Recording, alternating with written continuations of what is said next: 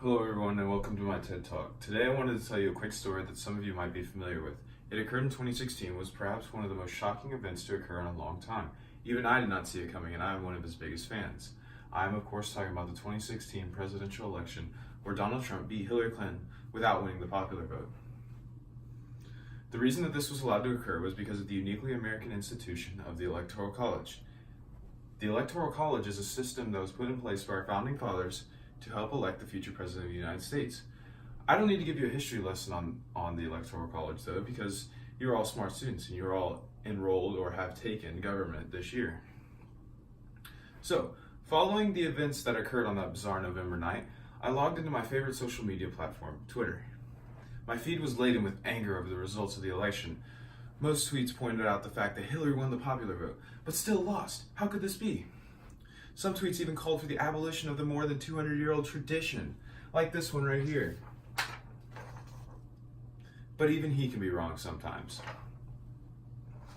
I thought, maybe this is a valid argument. I mean, the Electoral College has, quote-unquote, failed me twice in my lifetime. Once in 2000 and another in 2016, where the popular vote didn't end up winning.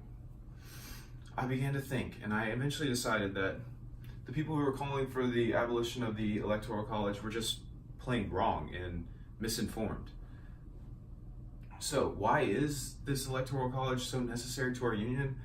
In layman's terms, the Electoral College gives a voice and political power to the entire country, not just a simple majority.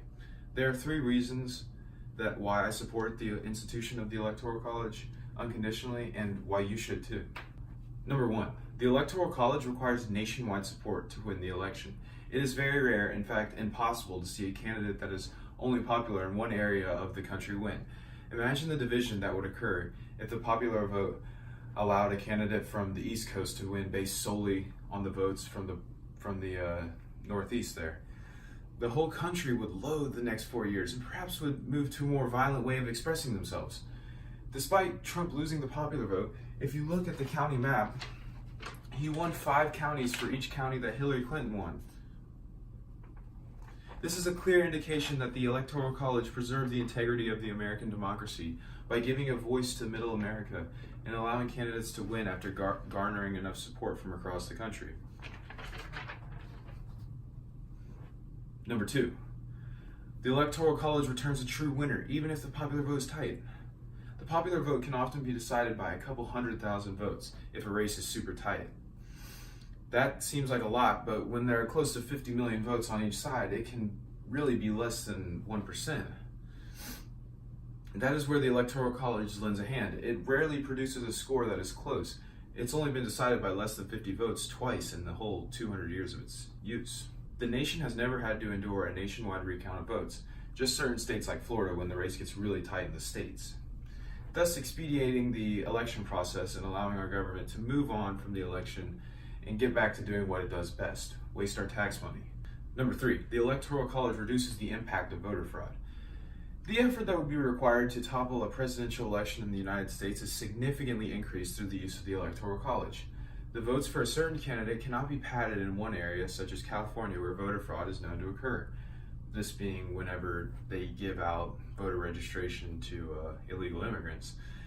And we don't expect that to affect the entire outcome of the election, just the outcome in that one state. Voter fraud in one state would only affect that one state. It doesn't directly affect the future of the entire country like it would without the Electoral College. Voter fraud would have to occur in enough individual states to sway the results.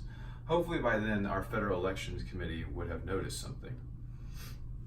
So, when I think about the possible hindrance that the Electoral College would have on the American government and the election and the possibility of using the popular vote in its place, I dismiss it, and you should too. The Electoral College is the most American way to elect a president. It gives a voice to the people across the country, it gives a clear definition of the winner, and it doesn't tolerate cheating. I think we can acknowledge that the Founding Fathers knew what they were doing when they gave us the Electoral College, and I think we should keep it around for as long as we can. Thank you for coming to my TED